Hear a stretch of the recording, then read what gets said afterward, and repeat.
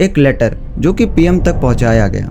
एक आदमी ने गवर्नमेंट की करप्शन को एक्सपोज किया, लेकिन अगले ही दिन उसकी लाश सड़क पर मिली।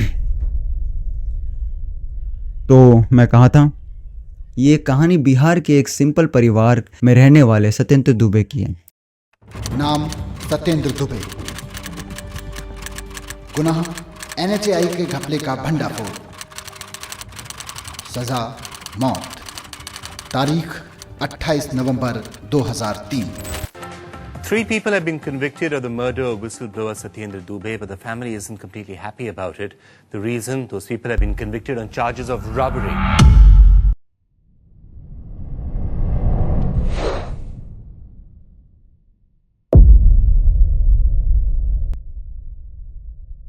जो कि बचपन से ही लेके एक ब्रिलियंट स्टूडेंट थे। उनका सपना था बचपन से कि वो देश को बदल सके, जैसा आज है वैसा देश को ना बनने दे। सत्येंद्र दुबे ने अपनी पढ़ाई Indian institute of technology Kanpur से कंप्लीट की थी और वहीं से ही उन्होंने सिविल इंजीनियरिंग की पढ़ाई की थी। और उनका सपना, जैसा कि मैंने आपको बताया था, कि देश को बदलना। इसी मेहनत और लगन के चलते उनको एक जॉब मिली national highway authority of India में। उनको एक बहुत अच्छी खासी पोस्ट मिली और उनको काम मिलता है इंडिया के biggest highway project golden quadrilateral project. और उस टाइम पे ये प्रोजेक्ट अटल बिहारी वाजपेयी के अंडर में चल रहा था। इसी प्रोजेक्ट के चलते ये इंडिया के बड़े 4 सिटीज़ को कनेक्ट कर रहा था। गोल्डन क्वाड्रिलेटरल प्रोजेक्ट में कुछ समय काम करने के बाद उसको थोड़ा डाउट होने लगा लोगों में, उनके काम में। वो ये नोटिस करने लगा कि कुछ तो गड़बड़ है। वो गड़बड़ थी करप्शन। वहाँ वो ये नोटिस कर रहा था कि वहाँ पे फेक मटेरियल और यहाँ तक कि फेक बिलिंग का यूज़ किया जा रहा है, यानी पूरी तरह करप्शन किया जा रहा है। और आपको पता ही है कि सत्येंद्र दुबे सच्चाई पे बिलीव करते थे, तो वो ये चीज़ होते हुए बिल्कुल भी नहीं देख पा रहे थे। तो उन्होंने ये सारी चीज़ों को देखने के बाद एक डिसीजन लिया, कुछ एक्शन लिया, लोगों को बताया, सबको ये बात बताने की कोशिश भी की, पर किसी ने उसकी बात नहीं सुनी। जब उसने साम दान दंड भेदभाव सब कर लिया और उसको कोई रिजल्ट नहीं मिला, तब उसने उठाया एक ऐसा कदम, जो कदम शायद उसकी जिंदगी का सबसे खराब डिसीजन था और सबसे अच्छा भी। बात यह थी कि उसने डायरेक्टली पीएम को एक नोटिस भेजा लेटर के थ्रू, और उसमें पूरे करप्शन की डिटेल्स लिखी थी, क्योंकि सत्येंद्र दुबे वहीं पे काम कर रहा था तो उसके पास सारी डिटेल्स थी।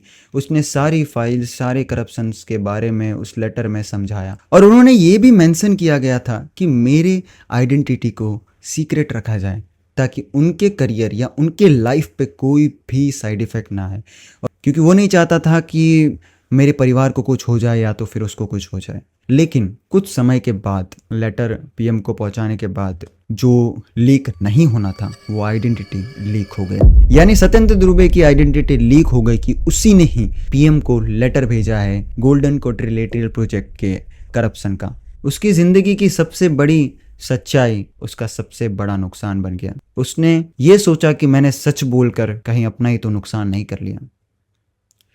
27 नवंबर 2003 सत्येंद्र दुबे बनारस से शादी अटेंड करके वापस आ रहे थे। करीब रात के 3 बजे होंगे जब उन्होंने टैक्सी बुक की। पॉज।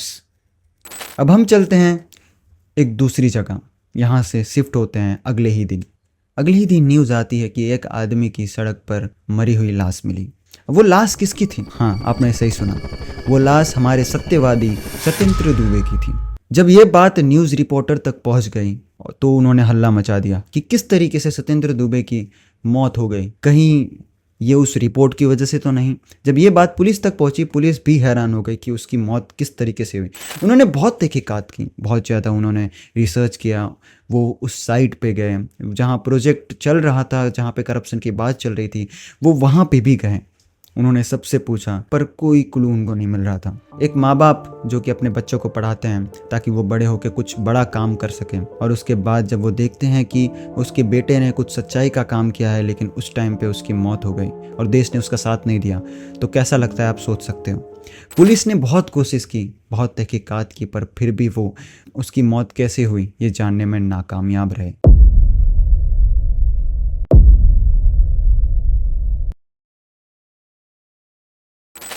आम जनता ऐसे ही बैठने वाली तो नहीं थी।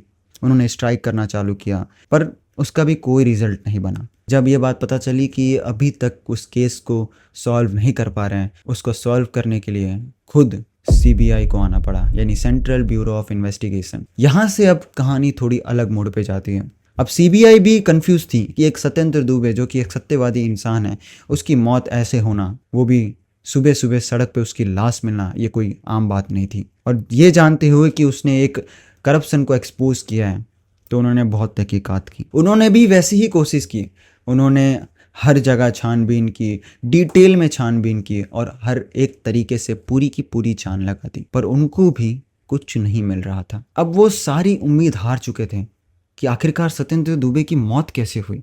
थक हार के इस केस को बंद करने के बारे में सोच लिया, लेकिन अगले ही दिन उनके ऑफिसर ने फोन करके उन्हें बताया कि मुझे मुजरिम मिल चुका है। मोंटू कुमार एक चोर था। उसने बयान दिया, उसने ही नहीं, उसके 4 दोस्तों ने, क्योंकि सीबीआई वालों ने सिर्फ मोंटू कुमार को ही नहीं, उसके 4 दोस्तों को पकड़ा था, जिन चारों ने मिलकर सत्येंद्र दुबे की मौत कर दी थी। उन्होंने बताया कि जब सत्येंद्र दुबे 3 बजे रात को टैक्सी बुक कर रहे थे, उनके हाथ में एक बैग था। अब वो बैग पता नहीं किस चीज़ का था। वो बैग में या तो पैसा होगा या तो कुछ होगा या इंपॉर्टेंट फाइल होगी, सोच के हम वो बैग छीनने गए। और जैसे ही वो बैग छीनने गए, हमसे लड़ाई करने लगा और हाथापाई में हम लोगों ने उसको मार दिया। ऐसा उस मोंटू कुमार का बयान था और उसके साथ साथ उन्हीं 4 दोस्तों का बयान था। ये बयान सुन के सीबीआई वाले भी शॉक थे, लेकिन जैसे ही वो बात उनको पता चली, एक दिन में ही मोंटू कुमार और उसके 4 साथी वहां से फरार हो गए। मोंटू कुमार और उसके 4 दोस्त कभी भी सीबीआई के हाथ में नहीं आए और इस तरीके से हमें यह पता चला कि उसकी मौत कैसे हुई है। लेकिन मैं आपको एक बात पूछना चाहता हूँ, क्या आपको लगता है कि सच में सत्येंद्र दुबे की मौत इस तरीके से हुई होगी? एक सत्यवादी इंसान सत्येंद्र दुबे की मौत ऐसे होना इम्पॉसिबल है। मुझे तो ऐसा लगता है, ये मेरा ओपिनियन है।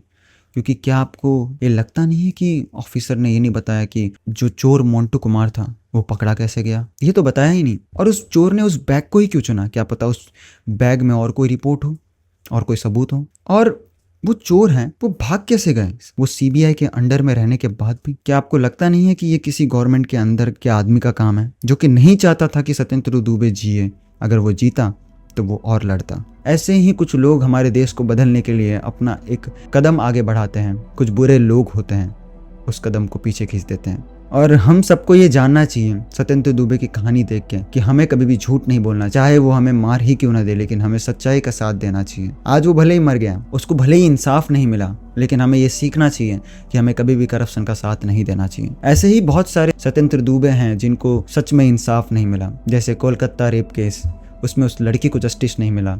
वैसे ही इस महान आदमी जिसका फोटो शायद लगना चाहिए था पर उसको कभी जस्टिस नहीं मिला।